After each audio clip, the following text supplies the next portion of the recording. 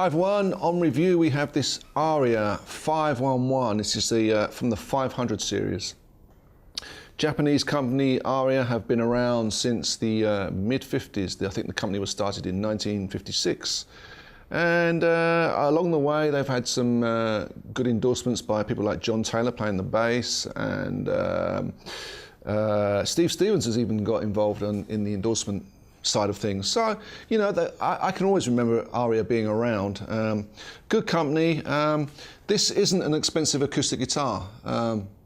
It's a, you know, wouldn't say it's cheap, but it's not, you know, lots of money to buy this guitar. It's pretty stripped down.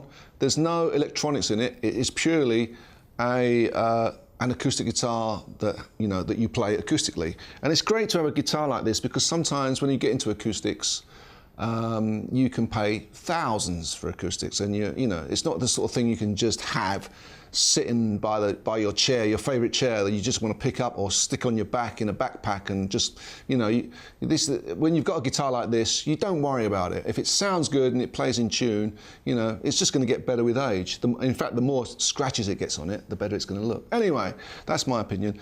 This is the Aria-511. So we're supposed to start at the headstock. There is the lovely Aria logo. Quite a tasteful headstock, I think. Flipping over, we got some non-standard die-cast, some typically standard die-cast machine heads.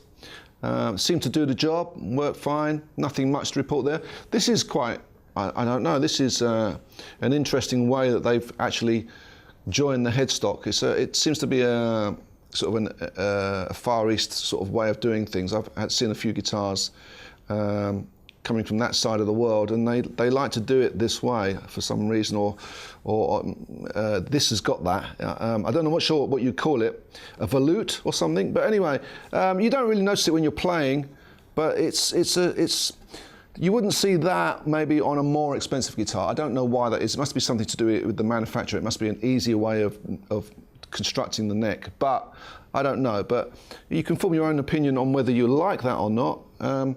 Turning it back over, we got a lovely, quite a dark piece of rosewood.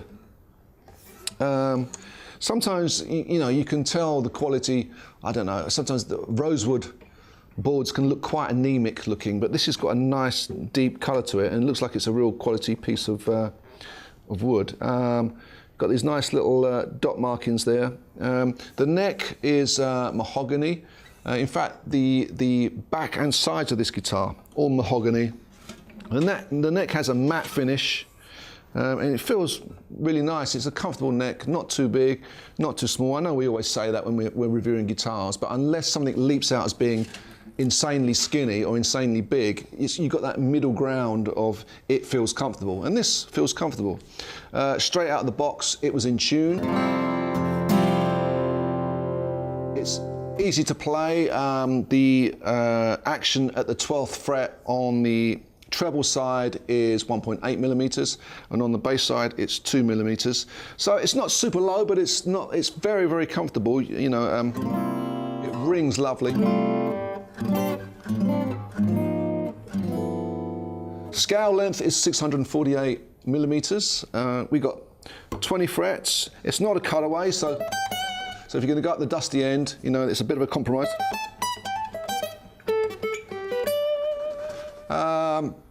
We got a rosewood bridge, quite nice, tasteful pins in it.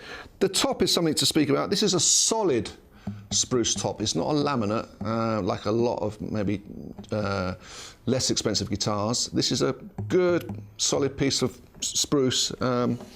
You can see there's two sides to it. They've used two pieces, but it resonates really, really well. And you know, it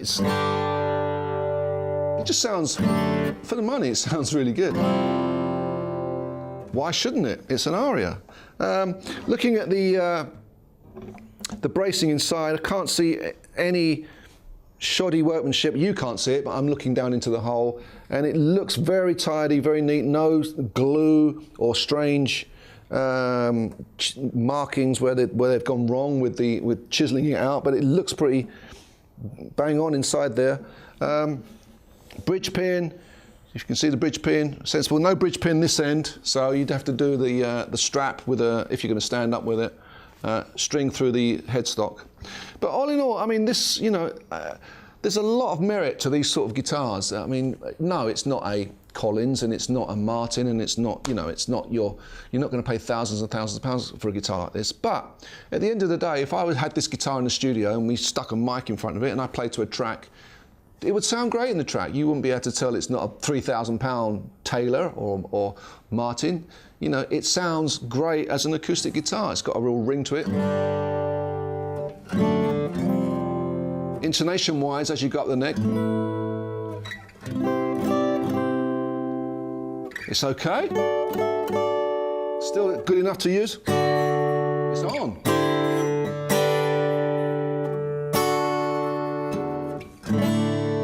So, I mean, I think these sort of guitars, they certainly have a definite place in the market. It's great to play on, it'll do the job. You can not worry about it getting scratched, you can keep it. It actually came in a really nice case as well. And so sometimes with a less expensive guitar, sometimes they just arrive in a box, but this has got a proper, beautiful case with it. So all in all, I'm really impressed just picking it up. You can tell instantly whether a guitar is a good guitar or not, especially with acoustic guitars. And having done so many reviews for iGuitar, you get a feel instantly whether, before you even strum the guitar, just by picking it up. And on the first chord, you know, it just, you know, it's not the most expensive guitar in the world, but it rings and it resonates and it has a sound.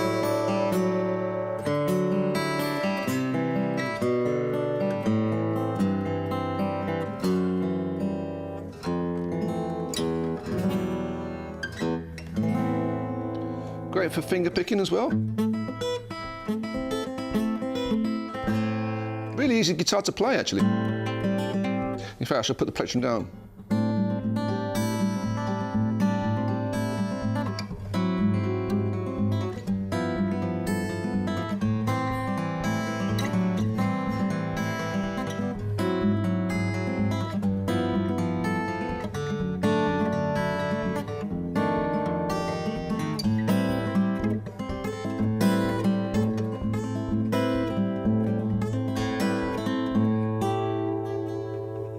Pretty heavy strings on there. When you go to vibra note, you got you know, manly strings, but it sounds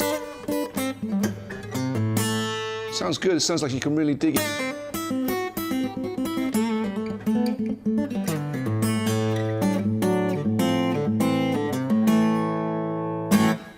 So I'm impressed with it, really. It's you know, if I was looking, you know, for a good guitar for not a lot of money, I would certainly consider this. I would certainly compare the opposition in the similar price range. This certainly holds its own. The thing about wood, you know, this is a good guitar, but the thing about wood is it's not an exact science.